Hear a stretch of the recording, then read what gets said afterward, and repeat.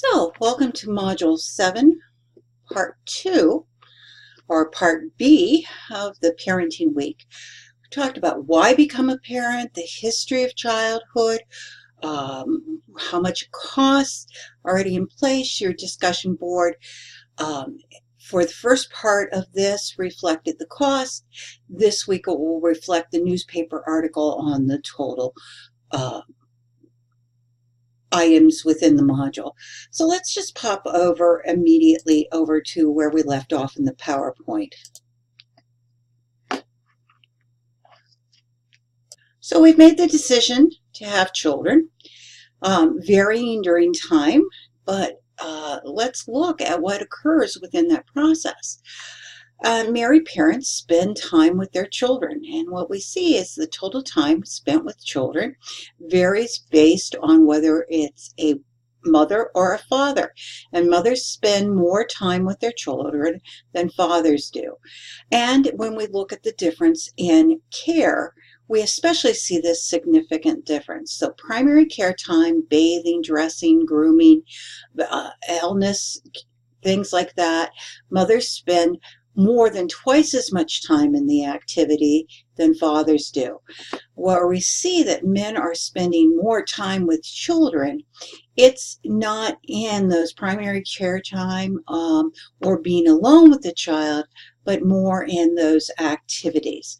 So exploring time with parents and what parents do with children is part of this, and we see that higher than ever. Even as employment hours have increased, they spend more time with their children. And this is pretty significant because we think about their employees, both these parents, they spend less time, but they're actually spending more time with children than in the past. And so that they're very involved, they're active, and we see that it varies, and these three major factors of how it varies are based in gender, women's employment, and marital status. So some significant pieces come into place as we start to examine what's going on here. That women spend more time with their children, but the time that women spend is also based on their employment time, and that those people who are married will spend that time because they'll have it. Think about the pulls that pull us out of that market, that we may not be as available when there's only one.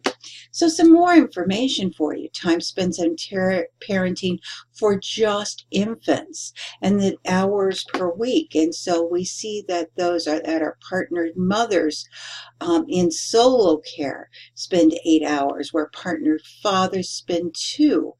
And we can see the total child care for weekdays that goes into place. And again, we can see that gender differences just like we did in those original first slides, but they're even more dramatic when we look at that infant type child care. So parenting is a gendered practice, and we see that part of this comes from our culture, that children should be nurtured primarily by a mother. Now, historically, you already saw that that wasn't necessarily the case. The mother's job was to be the supportive person or to be running the business. Her focus was not children, and today it's moved based on that historical component. And mothers should lavish copious time and energy on children, and mothers should be selfless. So you see, this is a very strong social impact on women as they're in this process, this expectation that mothers should cover everything. In fact, we have commercials about Dr. Mom, that it's her responsibility to handle all those issues. And we also blame mothers when children do not succeed, that what type of parenting was in place. And we see it very strongly affect mothers and mother worry, and that strength that it falls to that process that mother has to be in charge.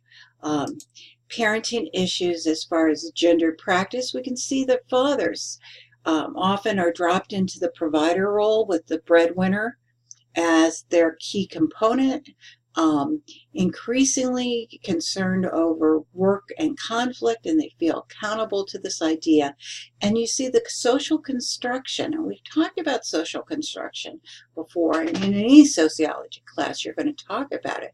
But the social construction expectation of what a mother should be and what a father should be are pretty strong at defining these roles and how they come into place.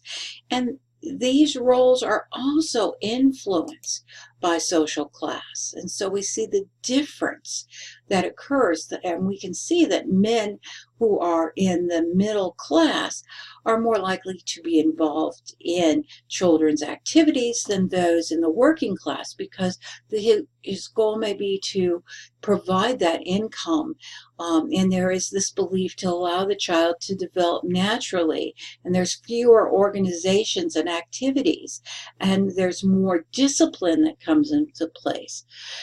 Families are the point of socialization. Very important. Remember, learning to be human. Socialization is that lifelong process where we acquire the cultural values and skills needed to function as human beings and participate in society. You see, these socialization pieces are coming from multiple areas. We're seeing the influence of culture. We're seeing ethnic influences, ethnic and race influences.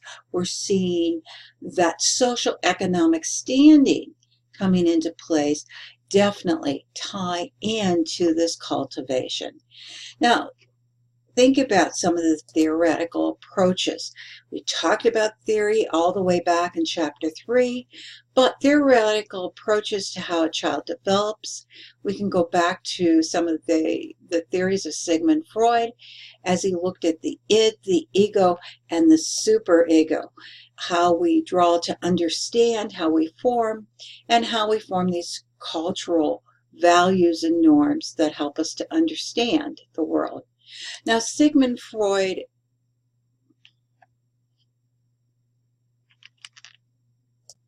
wasn't alone as he talked about children, and I've given you some information here on Piaget and his cognitive development theory.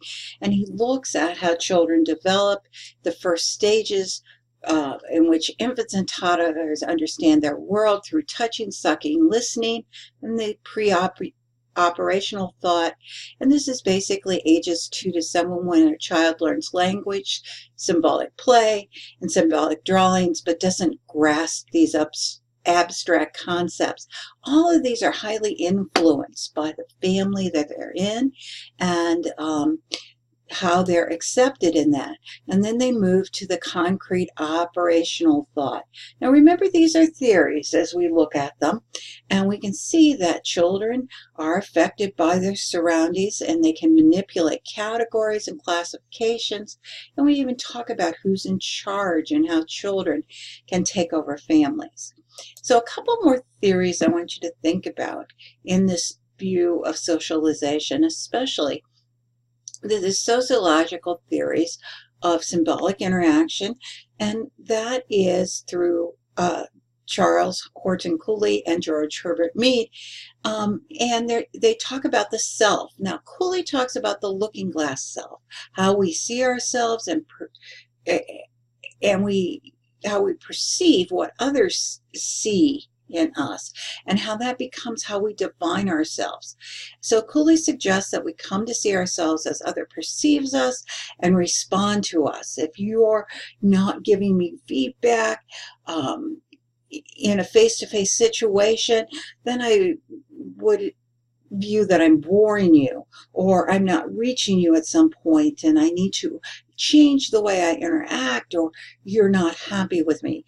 Now, Mead looks at the process of role taking and the roles that we take on within the process. Now remember, we've talked about roles before, how important they are to us understanding the world, and they tie to that particular piece of defining who we are and to anticipate our responses and those roles we learn within that family system as well. Another thought here as we're talking about theory is Bandera's. And Bandera looks at the behavior in learned through modeling and reinforcement that the socialization comes into place. And we see the power of the socialization of race or ethnicity. It's teaching minority children about prejudice and discrimination, teaching them coping skills that are necessary to maintain a strong, healthy life. Now, parenting comes together. Not only is it time, but it is how we socialize. And basically, we've looked at parenting styles. Now, there's more styles than we're going to attack right here. And basically, some of these we look at in psychological courses, but even in sociology of childhood, do we look at these at a deeper level. But parenting styles tend to be broken down into three different categories. The authoritative, the parenting style that is demanding and maintains high levels of control over children, but it's warm and receptive. That means that there is clear guidelines, interaction with the child. There's a lot of processing going on here within it, but they are supported, not your child's best friend, but in that open, willing to talk. A permissive parent style has few controls or demands. This is a child that is often on their own, doesn't worry about whether their homework's done, they may be out, they may not have clear guidelines. And finally, the authoritarian parenting style, which is strict and punitive and not very warm. This is the spare the rod, spoil the child type parenting style that comes into place, that one person rules and they're a pure authority. Now you can already see the problems. What happens if the father is one parenting style, the mother's the other, and how do you work those particular issues? So we see some real issues as we start to understand the social influences of parenting. It's important to understand that these styles have some significant pieces towards that socialization and how children emerge within the process. But these parenting styles have changed over time, haven't they? And we can see that pure permissiveness, as we looked at adolescence, could have easily existed as well as that authoritarian type parenting. So these emerge as important pieces to look at within that parenting situation. Let's move on as we talk about the changing look of parenting. And we see that immigrants and transnational parents, 24% of children live in immigrant families, that these are larger families. Remember that statistic on Hispanic as we look at that, and we can see other areas as well. Larger families, they are affected by their culture, as well as you can see within culture that religion, and they become that mixed family status that is vulnerable within the process, so that we have this not tied to their culture in the same manner coming into place. And there are significant issues that we examine. So many of these families face this separation, that one parent may be here in this country and a father or mother may be in another country. We have this crossover, that the nuclear family is spread across these two different countries. And how do we support this family in the context? We also face the current issues that are coming into place and whether these families will be able to maintain themselves in our current political environment and what will happen to them. Some pretty strong issues as you start looking at the processes that children face. Now, gay and lesbian parenting has been under discussion for a long period of time. In the past, there was a real objection to gay and lesbian parenting. In fact, there were studies that were actually quoted by one of our presidents in the past that indicated that children raised by gays were more likely to be gay themselves, And yet the evidence shows, and all the research has shown, that children raised by same-sex parents are as well off as children raised by um, typical family situations. And the big issue is the stigma and discrimination they may face as we see the process going forward. For many gay and lesbian parents, the biggest barriers of becoming parents is the cost, because they have to face those adoption that we went through earlier, or they have to face insemination, or hiring a surrogate mother in place. So there's a variety of paths to inner parenthood, but the cost still can be high. So, do children influence their parents? Parents' experience is shaped by children as well, isn't it? As we looked at all these families, and there is no normal, typical family, but as we look at families and their parenting styles, we look at immigrants and transnational parents and gay and lesbian parents, we can see that parenting's experience are shaped by their own children as well as the social forces that come out at them, that the child's temperament, cognitive abilities, health, and well-being, as well as their sex, male or female, affects how parents parent and affects how they experience the role of parenting. So all of these things come into the factor. Now, through all of this, we talked about in the first part of this module whether you want to become a parent, what influences. You go through all of these steps, but there are significant people who opt out of parenthood. The rates of childness have varied over time, and we can see that they are still varying, but that people will opt out of parenthood, and they do it by voluntary childlessness, by focusing on their careers, focusing on each other. And then there is an increase of involuntary childlessness. Remember, we may have great periods now of where we can help parents become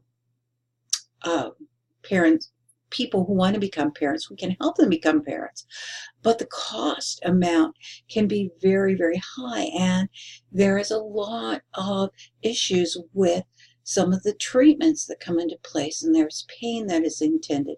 So we have these involuntary couples that are childless, or people who want to have children that will never have them. And part of that is reflected in the increased level of a lack of fertility across the world, and that may be influenced highly by our changing environment. So, opting out, their stigma still remains. Did you choose not to have children? Are you being selfish in the process?